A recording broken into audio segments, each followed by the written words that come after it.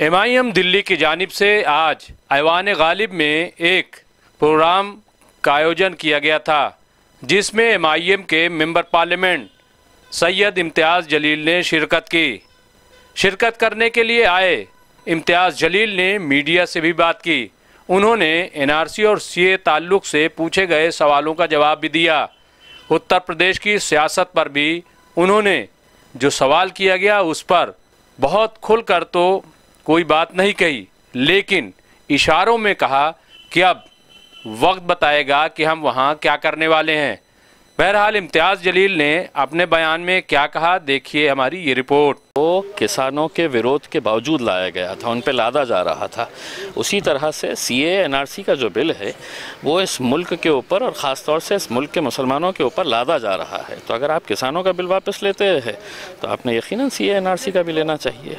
अगर नहीं वापस लिया गया तो क्या आप लोगों के पास ऑप्शन है? क्या शाहीन बाग बनाए जाएंगे पूरे देश में? देखिए, अभी एक ये जो कामयाबी मिली है वो उनकी एकजहती की कामयाबी थी किसानों की। और अगर हम एक प्लेटफॉर्म के ऊपर आ गए, हम ये ना सोचे कि हम किस राजनीतिक पार्टी से ताल्लुक़ रखते हैं, किस जमात से ताल्लुक़ रखते हैं, अगर सब एक ताकत बनकर खड़े रहे तो अच्छी अच्छी हुकूमतें गिर जाती है, झुक जाती है। ये क्या चीज़ है? काफ़ी सारी CA के कार्यकर्ता जो थे, जो दिल्ली में जिन्होंने प्रदर्शन किया था, एहतजाज किया था, वो आपकी पार्टी में शामिल हो रहे हैं। क्या ये कोई रणनीति है? देखिए, ये जो एहतजाज जो किए थे ये डेमोक्रेटिक राइट है। मतलब अब ये है कि अगर हुकूमत अगर ये समझती है कि नहीं, हम अगर जो कानून लेकर आ रहे हैं, हम जो भी फ़ैसले कर रहे हैं वो आपको खामोशी से सुनना पड़ेगा, मानना पड़ेगा, कबूल करना पड़ेगा, तो मेरे हिसाब से फिर ये लोकतंत्र नहीं रहेगा, ये एक डिक्टेटरशिप हो जाएगी।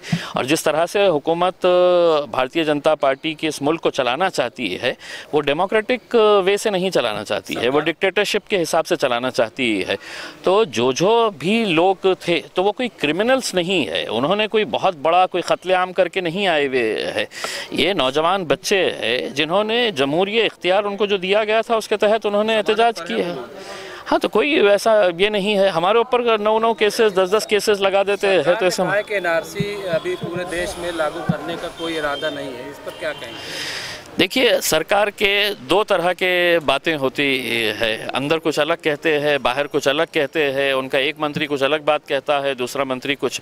अब तो पार्लियामेंट का सेशन चल रहा है, उन्होंने पार्लियामेंट के सेशन के अंदर आना, वज़ीर आज़म ने आकर है तो ये ऐलान कर देना चाहिए कि हमने जिस तरह से हमें मुँह की खानी पड़ी किसानों के मामले के अंदर, इसके अंदर भी हमें शर्मिंदगी ना हो, इसीलिए हमने ये फ़ैसला किया है कि CA NRC का बिल वापस लेंगे करके उसमें पार्लियामेंट के अंदर बोल देना चाहिए कि इस तरीके की बयानबाजी से सीधे तौर पर जो है BJP को फ़ायदा पहुंचने जा रहा है। कुछ महीनों के बाद आपको समझ में आएगा कि मतलब फ़ायदा किसको हो रहा है, नुकसान किसको हो रहा है। हमने 70 सालों तक अहरे गैरों के फ़ायदे के बारे में सोचा है, अब जो भी हम फैसला करते हैं वो हमारे फ़ायदे के बारे में सोचते हैं। केजरीवाल सरकार को क्या कहेंगे? दिल्ली में जिस तरह CA का मूवमेंट चला, केजरीवाल सरकार, बहुत सारे लोग कैद हुए लेकिन कोई सामने फिलहाल नहीं आया, सरकार भी उनका मुकदमा नहीं लड़ रही। देखिए, हमको समझने की ज़रूरत नहीं है, ये दिल्ली के मुसलमानों को समझने की ज़रूरत है। जिस एतमाद के साथ, जिस भरोसे के साथ आपने उनको चुन कर दिया था, उसमें उस वक्त हमको भी ये बताया गया था कि नहीं साहब, हमको केजरीवाल के साथ जाना है, हमको आम आदमी पार्टी के साथ जाना है। लेकिन पिछले 5 सालों के अंदर उनका जो रवैया रहा है, ख़ास तौर से जब दिल्ली का दंगा हुआ था उस वक्त उनका जो रवैया था, उन्होंने हमारे जो उलमा इकराम हैं उनके ऊपर जिस तरह के इल्ज़ामात आयद किए थे, तो ये सब बातें हमें समझने की ज़रूरत नहीं है। मेरे हिसाब से अब दिल्ली की आवाम समझ चुकी है इनके बारे में। जिस तरीके से मुस्लिम लीडरशिप को किल करने की कोशिश की गई, आपने अतीक अहमद को अपने साथ लिया है, और कौन लोग आ सकते हैं इलेक्शन से पहले और क्या आपकी पॉलिसी है? देखते रहिए कि उसके अंदर राजनीति के अंदर हर पत्ते एक साथ नहीं खोले जाते हैं, धीरे धीरे खोलेंगे उसके अंदर। तो हमें दीजिए इजाज़त और आप देखते रहिए RNI न्यूज़।